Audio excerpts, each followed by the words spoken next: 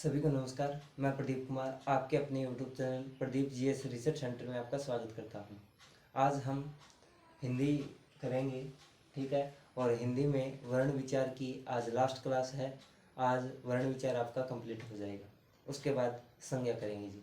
तो आज वर्ण विचार के अंदर व्यंजन बचा हुआ था और व्यंजन के प्रकार बचे हुए थे स्वर तंत्रियों के आधार पर व्यंजन के प्रकार। तो देखिए यहाँ से स्वर स्वर तंत्रियों के आधार पर व्यंजन के प्रकार या भेद। प्रकार लिख दीजिए, प्रकार यानी स्वर तंत्रियों के आधार पर व्यंजन के प्रकार, या हम ये बोल सकते हैं कि घोषताओं के आधार पर व्यंजन के कितने प्रकार होते हैं। तो बात करें कि इनके प्रकारों की, तो प्रकार होते हैं जी दो। कितने होते हैं? दो। एक होता है घोष, एक होता है घोष और एक होता है अघोष। एक होता है अघोष। यदि बात करें हम घोष की, बात करते हैं हम घोष की, तो घोष के अंदर यानी जिन व्यंजनों का उच्चारण करते समय या जिन वर्णों का उच्चारण करते समय हमारे स्वर तंत्रियों में कंपन उत्पन्न हो उसे घोष कहते हैं। और जिनमें न हो, अ का मतलब यहाँ नहीं के लिए यूज किया गया है, यानी जिन वर्णों का उच्चारण करते समय हमारे स्वर तंत्रियों में कंपन उत्पन्न हो उसे तो घोष कहते हैं, और जिनमें न हो उसे अघोष कहते हैं। तो स्वर तंत्रियों के आधार पर हमारे वर्णों के भेद हैं, वो दो हैं, एक है घोष और एक है अघोष। बात करें घोष की, तो इसके अंदर कौन कौन से वर्ण आते हैं, इसके बारे में डिस्कस करेंगे। और उसके बाद में अघोष के अंदर कौन कौन से वर्ण आते हैं उनकी बात करेंगे। तो मैं लिख देता हूँ, यहाँ पर व्यंजनों लिखता हूँ, व्यंजन लिखता हूँ, यानी क ख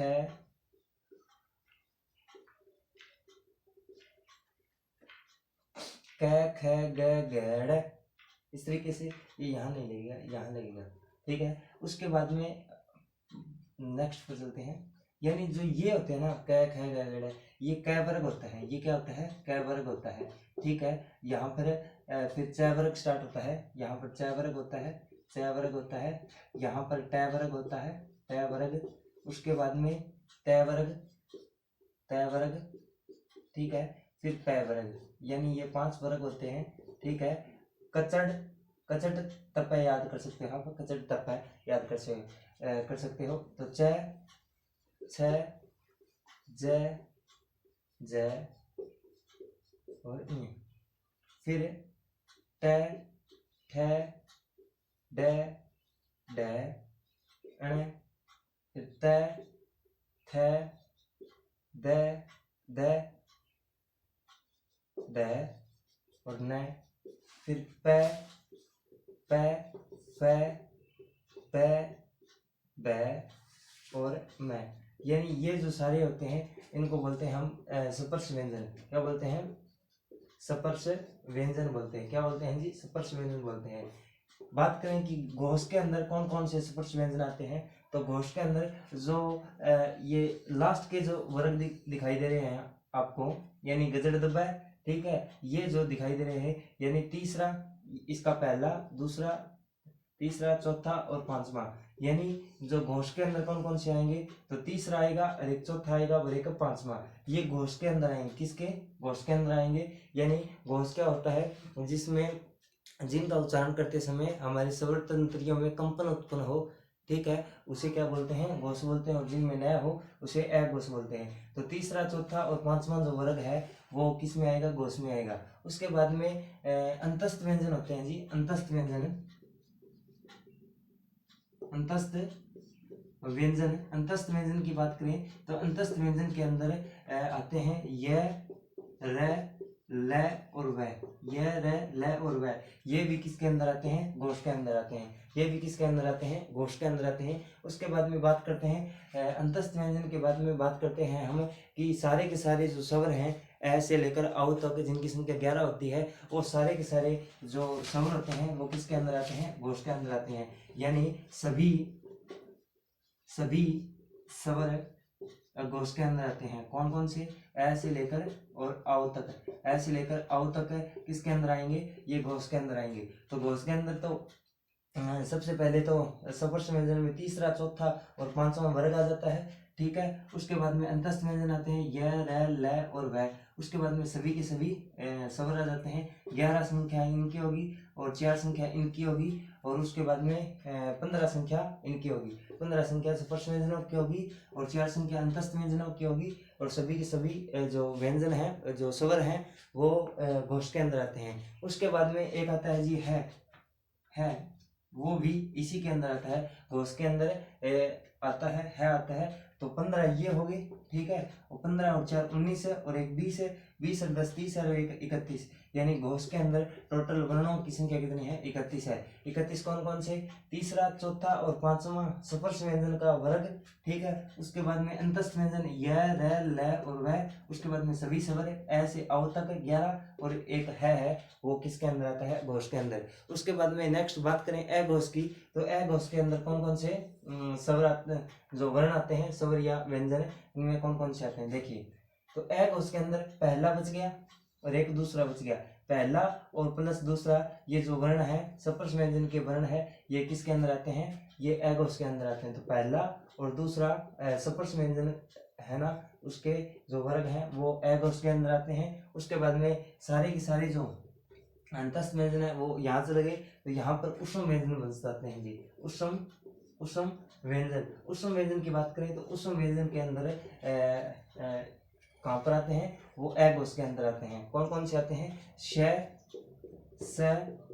स और है इसमें नहीं आएगा, है क्योंकि घोष में आ गया, है इसमें नहीं आएगा, है घोष में आ गया, ठीक है। इसके अंदर ये 10 ये आते हैं, कौन कौन से, क, च, ट, ये तय है जी, कभी आप तय समझ लो, तय और फिर पै, फिर ख, छ, ठ और थ और फ, ये किसके अंदर आते हैं, ये ए घोष के अंदर आते हैं। और उस व्यंजन में श, स, श, यानी तीनों श किस में आते हैं, ए घोष के अंदर आते हैं। यानी स्वर तंत्रियों के आधार पर व्यंजनों के प्रकार कितने हैं, व्यंजनों के प्रकार लिख लीजिए या फिर वर्णों के प्रकार लिख लीजिए। क्यों, क्योंकि यहाँ पर तो स्वर भी आ रहे हैं ना, और स्वर और व्यंजन मिला देते हैं तो वर्ण बन जाते हैं, और वर्णों के मेल को या वर्णों के मिलाप को वर्णमाला कहते हैं। तो स्वरतंत्रियों के आधार पर 2 प्रकार होते हैं, एक घोष होता है, एक अघोष होता है। जिनमें कंपन हो उसे घोष कहते हैं, जिनमें कंपन न हो उसे अघोष कहते हैं। घोष की बात करें तो तीसरा और चौथा और पांचवा, याद ना रहे कि आप घोष में तीसरा, चौथा, पांचवा याद ना रहे तो इसके लिए मैं बता दूं, आप घोष को बोस पढ़िए। क्या पढ़िए, घोष को बोस पढ़िए। और बोस होता है वो कौन सा होता है, 4 प्रकार की कैटेगरी होती है। एक होता है ए, बी, सी और डी, ठीक है। एक डी ग्रुप में लगते हो, सी ग्रुप में लगते हो, बी ग्रुप में लगते हो या ए ग्रुप में लगते हो। अभी हरियाणा सरकार द्वारा ग्रुप सी के लिए और डी के लिए भर्तियां करवाई जाएगी, और जब ग्रुप सी के और डी के लिए भर्तियां करवाएगी तो आप है ना, आप क्या काम करोगे कि जो सी और डी वाले हैं वो ए और बी वाले को क्या बोलेंगे, यानी ये जो 3 हैं, ये जो लास्ट वाले हैं, ये इनको क्या बोलोगे, बॉस ही बोलोगे ना, बॉस ही बोलोगे। तो इसी तरीके से यानी जो लास्ट वाले यानी सी वाले और डी वाले, वो ए और बी वाले को बॉस बोलेंगे। तो आप घोष से बॉस याद रख सकते हो, और बॉस आप किसको बोलोगे, पहले और दूसरे को बोलोगे। तो तीसरा और चौथा और पांचवा किस के अंतर्गत आएंगे, घोष के अंदर आएंगे। और बाकी जो बच गई यानी पहला और दूसरा अघोष के अंदर आएंगे। उष्म व्यंजन इसमें अघोष में आएंगे। और बात करें अंतस्थ व्यंजन की तो ये घोष के अंदर आएंगे, य, र, ल और व, ये घोष के अंदर आएंगे। सभी के सभी स्वर हैं वो घोष के अंदर आएंगे। और बात करते हैं उष्म व्यंजन में है ना, वो किसके अंतर्गत आएगा, वो घोष के अंतर्गत आएगा। तो ये पार्ट रह गया था व्यंजन के अंतर्गत, व्यंजन के अंतर्गत। और अभी बात करते हैं हम कि मुखाकृति के आधार पर व्यंजनों के उच्चारण स्थान स्वरों के करवा दिए थे, अभी व्यंजनों की बारी है। दोनों साथ साथ ही करवा देते हैं आपको, दोनों साथ ही करवा देते हैं, वो करवा दिए, ठीक है। दोबारा से और देख लेना आपको आप, ठीक है। ये जो टेबल आपको बोर्ड पर नजर आ रही है, ये जो टेबल है, ये टेबल मुखाकृति के आधार पर यानी वर्णों के उच्चारण स्थान कहाँ कहाँ से होते हैं उसके बारे में है। तो इनको याद करने की ट्रिक भी आपको बताई जाएगी, ठीक है, और साथ ही आपको साथ याद करवाई जाएंगी। बहुत ही आसान है, ठीक है, और ज़्यादा टाइम न गवाते हुए ध्यान से देखिए, ठीक है। तो सबसे पहले बात करते हैं हम कंठ की। तो कंठ से यानी कंठे से कौन कौन से स्वर हैं वो बोले जाते हैं। सबसे पहले स्वर पढ़ेंगे, उसके बाद में व्यंजन पढ़ेंगे। तो बात करें स्वर पहले भी बता दिए थे स्वर की क्लास में, अभी व्यंजन की क्लास में स्वर और बता रहे हैं आपको। तो कंठ से यानी जो स्वर जब हम पढ़ते हैं तो ए आ ई उ री ए ओ औ, जब ये पढ़ते हैं, ठीक है, तो सबसे पहले ए आ आता है ना, तो सबसे पहले कंठ आता है। तो कंठ में ए आ इस तरीके से आप याद कर सकते हो। ये तो याद करने का तरीका है। यदि बात करें तो कंठ से ए आ, ठीक है, यहाँ से आवाज आ रही है, तो ए और आ है वो कहाँ से बोले जाते हैं, तो कंठ से बोले जाते हैं, ए और आ। उसके बाद में ए आ, फिर ई आती है ना, तो दूसरे स्थान पर ई और ई आएगी। उसके बाद में मूर्धन्य की बात करें तो री आएगी। इसको छोड़िए, पहले आप उ और ऊ को, जब आप उ और बड़े ऊ को बोलते हो तो आपके जो ओष्ठ है ना, ओष्ठ है वो गोल होते हैं, तो ये ओष्ठ में चले जाते हैं। यानी ओष्ठ से कौन कौन से स्वर बोले जाते हैं, तो ऊ और बड़ा ऊ बोला जाता है। उसके बाद में मूर्धन्य की बात करें तो मूर्धन्य से री बोला जाता है। क्या बोला जाता है, री बोला जाता है। और बात करें दंत की यानी दंत्य की, तो दंत्य से कोई भी स्वर नहीं बोला जाता है, कोई भी स्वर नहीं बोला जाता है। उसके बाद में बात करते हैं कि हम कंठ और तालु को मिला देते हैं, यानी कंठ ये रहा और तालु ये रहा, इनको मिला देते हैं तो हमारे पास दो स्वर निकल के आते हैं, एक तो ए और एक ऐ। कौन कौन से स्वर निकल के आते हैं, ए और ऐ, यानी कंठ तालव्य से ए और ऐ बोले जाते हैं। उसके बाद में कंठ और ओष्ठ को मिला देते हैं, यानी कंठ और ओष्ठ को मिला देते हैं तो दो स्वर बोले जाते हैं, एक तो ओ है और एक औ है। उसके बाद में दंत और ओष्ठ को मिला देते हैं तो दंतोष्ठ बनता है, और ये बाद में है, ये व्यंजन है। अभी बात करते हैं हम व्यंजन की। वर्ण के दो प्रकार होते हैं, एक स्वर होता है, एक व्यंजन होता है। व्यंजन हमने पढ़ लिए कि व्यंजन होते हैं वो उच्चारण स्थान उनका कहाँ कहाँ से होता है, वो हमने देख लिया।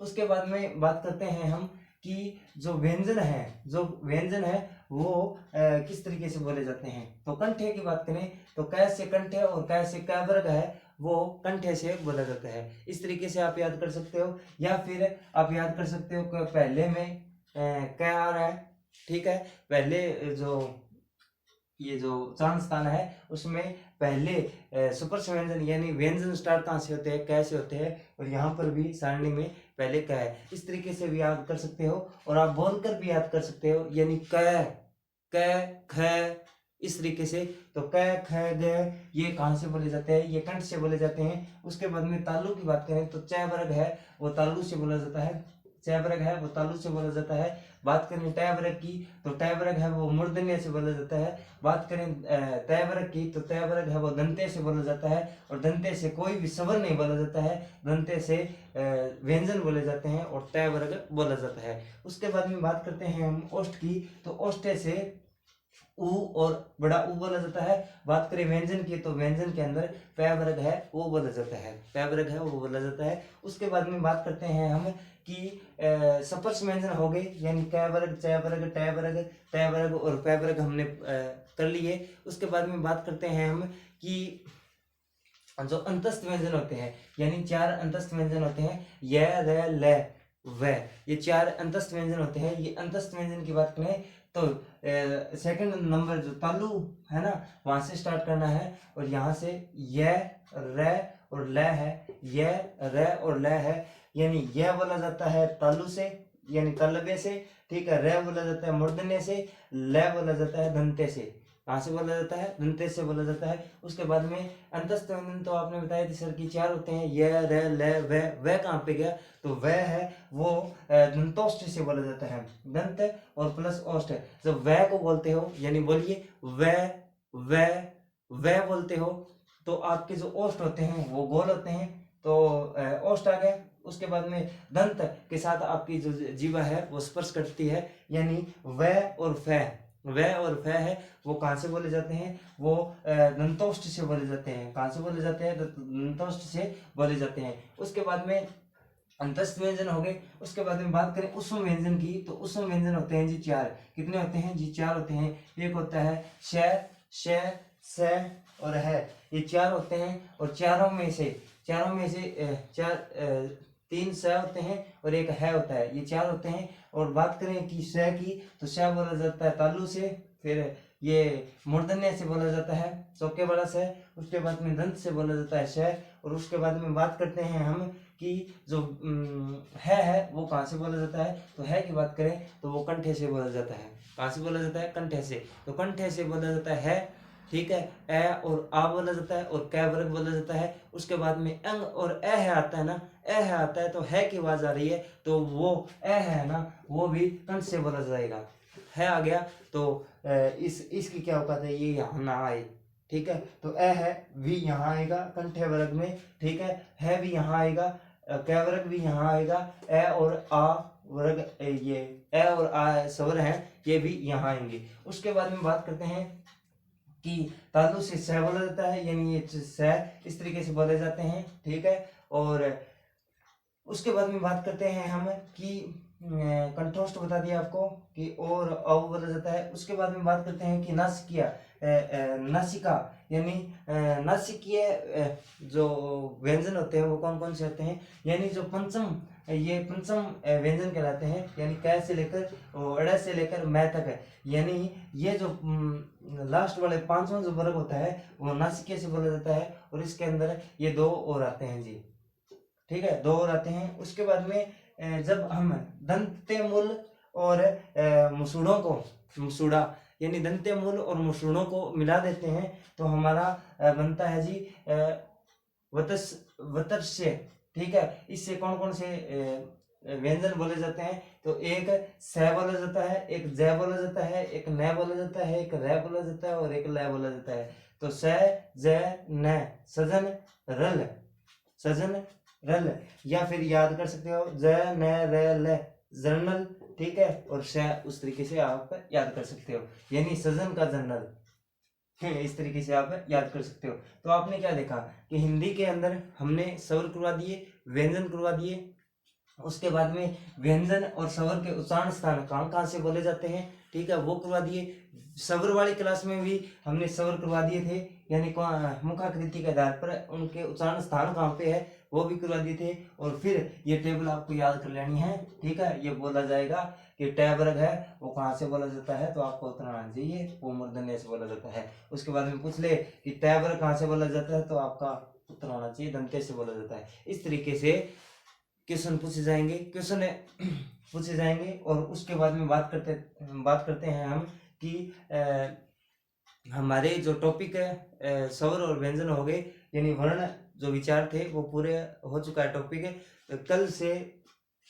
कल से आपकी क्लास संज्ञा चलेगी, यानी संज्ञा टॉपिक है वो आपका कल स्टार्ट हो जाएगा, ठीक है। आज हमने वर्ण विचार पूरा कर लिया है, तो यदि अच्छा लगा तो लाइक, सब्सक्राइब और शेयर करना न भूलें। और हमारे YouTube चैनल के साथ बने रहने के लिए आपका बहुत बहुत धन्यवाद। और जय हिंद, जय भारत।